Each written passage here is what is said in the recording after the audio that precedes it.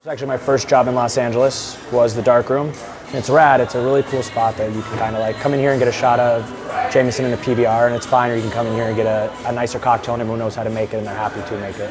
You get Richie the barber who comes in a full tattooed face as a clown. You get the eclectic yuppies who live in the neighborhood. You get the groundling students from across the street. You have a really nice crowd here and they all have such vast differences in what they drink.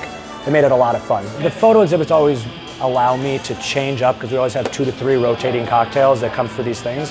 So it forces me out of my shell as bartending here 4 nights a week to craft those. And it is a lot of fun. You know, we always start with a couple ingredients that I know that I'm going to want as the base. And then it's the tinkering behind the bar and kind of giving it to a customer being like, hey, what do you guys think? What's the feedback? And slowly tinkering it until it's something that I would want. All of the cocktails have always been referenced or mirrored off of the exhibit in hand. This one was desert themed, so we went with a lot of like dry heat, smoke elements, like indigenous vegetables and fruits that are there, stuff like that. You know, I think it's a lot of fun. I think it opens it up and makes it a lot more interactive for people who come in here to not only see the photos, but kind of get drinks that embody them too.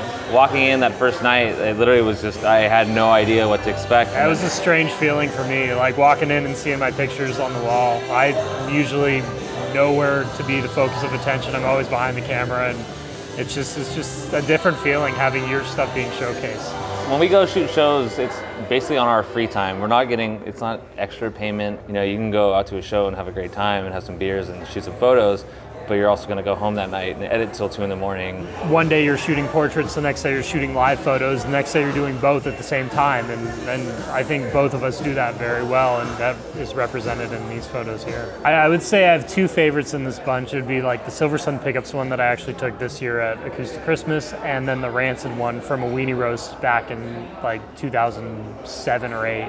So this last one we were working with prickly pear infused rum. It's really cool. And we were trying with smoked ginger, we were trying with sage. The cocktail was nice, but we didn't really know it was missing something. So we did a riff on a shandy. So we used our Otra Vase, which is on draft from Sierra Nevada. It's a nice like sour briny goes.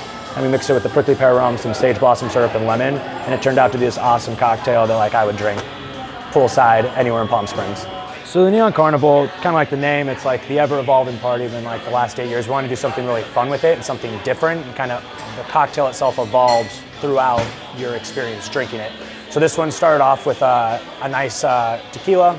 We put mint, lavender, both things that are kind of herbaceous and very natural to the desert. And then we infused some Aperol with serrano peppers to give it a nice little heat and cut it with some Chandon sparkling wine.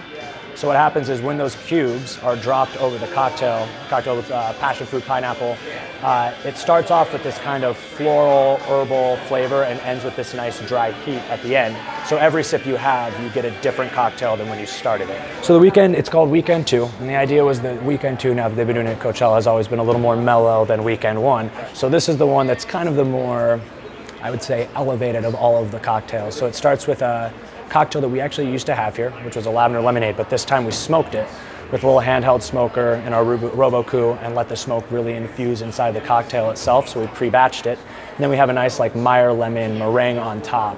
And so it's kind of like this really cool texture that you're getting. It's kind of like a smoky lavender, like key lime pie. So it's something nice, something different, something that you would sip on Weekend 2 of Coachella when all of the beer is gone.